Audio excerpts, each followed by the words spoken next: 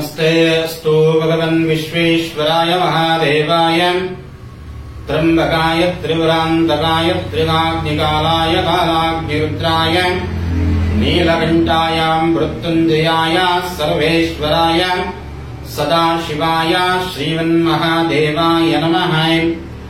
ಆತ್ಮೀಯ ಪ್ರೀತಿ ವೀಕ್ಷಕರಿಗೆ ನನ್ನ ನಮಸ್ಕಾರಗಳು. ಇಂದಿನ ಸಂಚಿಕೆ ಏನು ಅಂತಂದ್ರೆ, ಶನಿ ಪರಮಾತ್ಮ ಸಾಡೆ ಸಾತಿಯ ಬಗ್ಗೆ ಒಂದು ವಿಶೇಷವಾಗಿರ್ತಕ್ಕಂತಹ ಸಂಚಿಕೆಯನ್ನ ಮಾಡ್ತಾ ಇದ್ದೀವಿ. ಶನೇಶ್ವರ ಅಂತಂದ್ರೆ ಎಲ್ಲರಿಗೂ ಒಂದು ತರ ಭಯ. ಏನಪ್ಪಾ ನಮ್ಮ ರಾಶಿಗೆ ಶನಿ ಬಂದ್ಬಿಟ್ಟ, ಏನಪ್ಪಾ ನಮ್ಮ ರಾಶಿಯಿಂದ ಪಂಚಮದಲ್ಲಿ ಶನಿ ಇದ್ದಾನೆ, ಏನಪ್ಪಾ ನಮ್ಮ ರಾಶಿಯಿಂದ ಸಪ್ತಮದಲ್ಲಿ ಶನಿ ಇದ್ದಾನೆ, ಶನಿಯ ದೃಷ್ಟಿ ನಮ್ಮ ರಾಶಿ ಮೇಲಿದೆ, ನಾವು ಏನ್ ಪರಿಹಾರ ಮಾಡ್ಬೇಕಪ್ಪ, ನಾನಾ ರೀತಿಯಾಗಿ ಯೋಚನೆಗಳನ್ನ ಒಳಗೊಳ್ತೀರ. ಶನಿಯ ಒಂದು ಭಯಪೀಡಿತರಾಗಿ, ಶನಿ ಅಂದ ತಕ್ಷಣನೂ ಕೂಡ ರಾಜನೂ ಕೂಡ ಸ್ವಲ್ಪ ಗಾಬರಿ ಆಗ್ತಾನೆ ಅನ್ನುವಂಥದ್ದು. ಸಾಡೆ ಸಾತಿ ಶನಿ ಶನೇಶ್ವರನ ದೈವಗಳನ್ನು ಕೂಡ ಬಿಡದ ಹಾಗೆ ತನ್ನ ಕಾರ್ಯರೂಪಗಳನ್ನ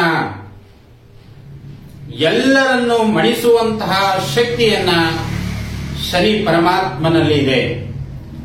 ಹಾಗಾಗಿ ಆ ಮಹಾ ಶಕ್ತಿಯನ್ನ ಹೊಂದಿರುವಂತಹ ಶನಿ ಪರಮಾತ್ಮ ಗುರು ಸ್ವರೂಪಿ ಅಂತ ಕರ್ಕೊಳ್ಬಹುದು ನಾವು, ಅಥವಾ ಈಶ್ವರನ ಸ್ವರೂಪ ಅಂತನೂ ಕೂಡ ನಾವು ಕರ್ಕೊಳ್ಳಬಹುದು. ಹಾಗೆ ನಾವು ನಿಜ ಜೀವನದಲ್ಲಿ ಮಾನವರು ಮಾಡುವಂತಹ ಅನೇಕ ರೀತಿಯಾಗಿ ಕರ್ಮಗಳು ಮಾಡ್ತೀವಿ ನಾವು. ಅದನ್ನ ಶಿಕ್ಷೆಯನ್ನ ಕೊಡುವಂತವನೇ ಶನಿ ಪರಮಾತ್ಮನಾಗಿರ್ತಾನೆ. ಈ ಸಾಡೆ ಸಾತಿಯ ವಿಶೇಷ ಫಲಗಳನ್ನ ಕೊಡುತ್ತಾನೆ ಎನ್ನುವಂಥದ್ದು. ಶನಿ ಪರಮಾತ್ಮ ಎಲ್ಲೆಲ್ಲಿದ್ರೆ ಏನೇನು ಫಲಗಳನ್ನು ಕೊಡ್ತಾನೆ ಎನ್ನುವಂಥದ್ದು ತಿಳ್ಕೊಂಡು ಬರೋಣ.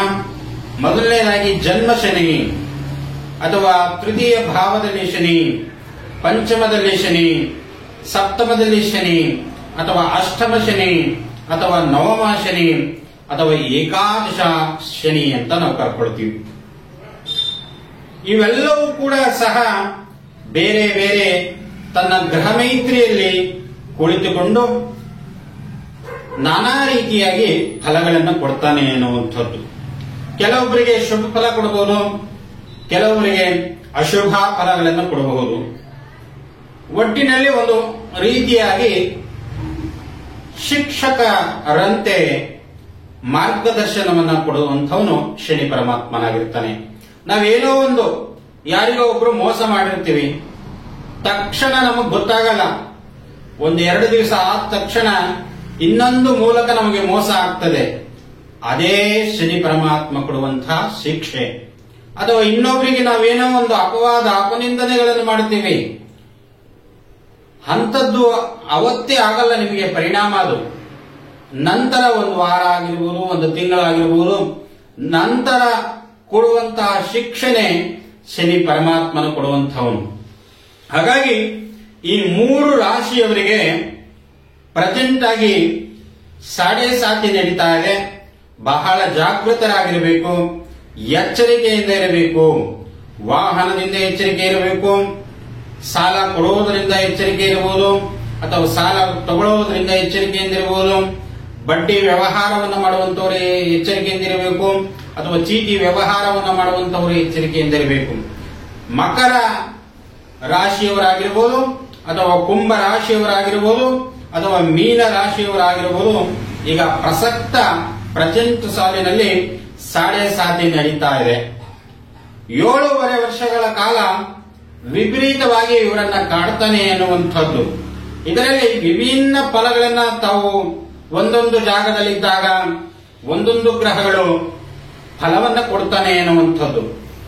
ಆತ ನೋಡುವಂತಹ ಮೂರು ರಾಶಿಯವರಿಗೆ ಒಂದೇ ಫಲಗಳನ್ನು ಕೊಡ್ತಾನೆ ಅಥವಾ ಒಂದೇ ಪ್ರಮಾಣದ ಶಿಕ್ಷೆಗಳನ್ನು ಕೊಡ್ತಾನೆ ಎನ್ನುವಂಥದ್ದು.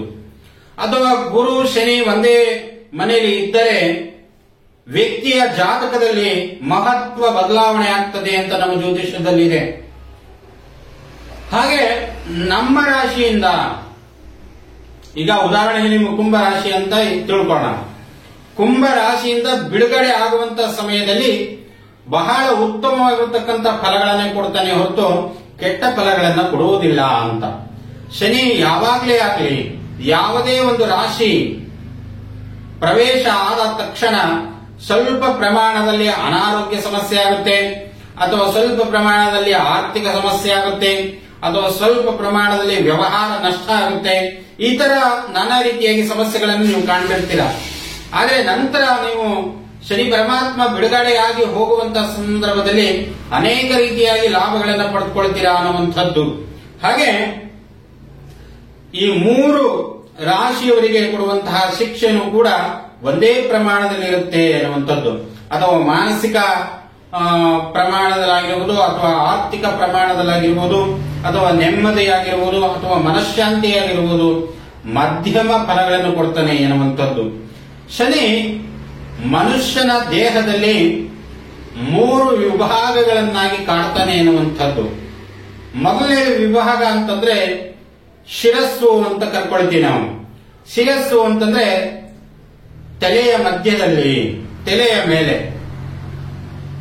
ಅಲ್ಲಿ ಕುಳಿತುಕೊಂಡಾಗ ಅನೇಕ ರೀತಿಯಾಗಿ ಕೆಟ್ಟ ಕೆಟ್ಟ ಆಲೋಚನೆಗಳು ಅಥವಾ ದುಷ್ಟ ಸ್ವಪ್ನಗಳು ಅಥವಾ ಕೆಟ್ಟ ಕೆಟ್ಟದ್ದು ಏನೇನೋ ಮಾಡಕ್ ಹೋಗಿ ಏನೇನೋ ಮಾಡ್ತೀರಾ, ಆ ರೀತಿಯಾಗಿ ನಿಮಗೆ ಪರಿಣಾಮವನ್ನು ತಂದುಕೊಡುತ್ತೆ ಅನ್ನುವಂಥದ್ದು. ಮಧ್ಯಭಾಗ ಅಂತಂದ್ರೆ ಹೊಟ್ಟೆ ಭಾಗ. ಹೊಟ್ಟೆ ಅಂದ್ರೆ ನಮ್ಗೆ ನಾಭಿ ಅಂತ ಕರ್ಕೊಳ್ತೀವಿ ನಾವು. ಆ ನಾಭಿ ಭಾಗದಲ್ಲಿ ನಿಮಗೆ ಹೊಟ್ಟೆಯ ಸಮಸ್ಯೆಯನ್ನ, ಅನಾರೋಗ್ಯದ ಸಮಸ್ಯೆಯನ್ನ ಕೊಡುವಂಥದ್ದು 2ನೇ ಭಾಗ ಆಗ್ತದೆ. ನಂತರ 3ನೇ ಭಾಗ ಅಂತಂದ್ರೆ ಕಾಲಿನ ಭಾಗ, ಮೊಳಕಾಲಾಗಿರ್ಬೋದು, ಪಾದಗಳಾಗಿರಬಹುದು, ವಾಹನದಿಂದ ಆಕ್ಸಿಡೆಂಟುಗಳು ಅಥವಾ ಅಪಘಾತಗಳು, ಈ ತರ ಸಮಸ್ಯೆಯಿಂದ ಪಾದಗಳಿಗೆ ಆಪರೇಷನ್ಸ್ಗಳಾಗಿರಬಹುದು, ನಾನಾ ರೀತಿಯಾಗಿ ಆರೋಗ್ಯ ಸಮಸ್ಯೆಗಳನ್ನು ಕಾಡ್ತದೆ ಅಂತ. ಹಾಗಾಗಿ ಪ್ರತಿ ಶನಿವಾರ 7:30 ನಡೀತಾ ಇರುವಂತಹ ರಾಶಿಗಳು ಮಕರ, ಕುಂಭ, ಮೀನ ರಾಶಿಯವರು ಬಹಳ ಎಚ್ಚರಿಕೆಯಿಂದ ಪ್ರತಿ ತಿಂಗಳು ಅಥವಾ ಪ್ರತಿ ಶನಿವಾರ ಶನೇಶ್ವರ ಮಹಾಸ್ವಾಮಿಗೆ ಎಳ್ಳು ಬತ್ತಿಯ ದೀಪವನ್ನು ಹಚ್ಚಿ ಅದರಿಂದ ದೋಷದ ಪ್ರಮಾಣ ಕಡಿಮೆ ಆಗುತ್ತೆ. ಸಾಧ್ಯವಾದರೆ ಅಥವಾ ಆರ್ಥಿಕವಾಗಿ ತಾವು ಪ್ರಬಲರಾಗಿದ್ದರೆ ಒಂದು ಶನಿ ಶಾಂತಿಯನ್ನು ಮಾಡಿಸ್ಕೊಳ್ಳಿ, ಅದು ತುಂಬಾ ಒಳ್ಳೆಯದು. ಅಥವಾ ಶನೇಶ್ವರನಿಗೆ ರುದ್ರಾಭಿಷೇಕ ಮಾಡಿಸುವುದು ಬಹಳ ಉತ್ತಮವಾಗಿರ್ತಕ್ಕಂಥದ್ದು. ಆ ದೋಷ ಪ್ರಮಾಣ ಕಡಿಮೆ ಆಗುತ್ತೆ, ಅದರಿಂದ ನಿಮ್ಮ ವ್ಯವಹಾರದಲ್ಲಿ, ವ್ಯಾಪಾರದಲ್ಲಿ ಅಭಿವೃದ್ಧಿಯನ್ನು ಕಾಣ್ತೀರಾ ಅಂತ. ತಮ್ಮೆಲ್ಲರಿಗೂ ನನ್ನ ನಮಸ್ಕಾರಗಳು. ಶ್ರೀ ಬಸವೇಶ್ವರ ಜ್ಯೋತಿಷ್ಯ ಯೂಟ್ಯೂಬ್ ಚಾನಲ್ ತಾವು ಸಬ್ಸ್ಕ್ರೈಬ್ ಮಾಡುವುದನ್ನು ಮರಿಬೇಡಿ ಅಂತ ಹೇಳ್ತಾ ನನ್ನ ನಮಸ್ಕಾರಗಳು.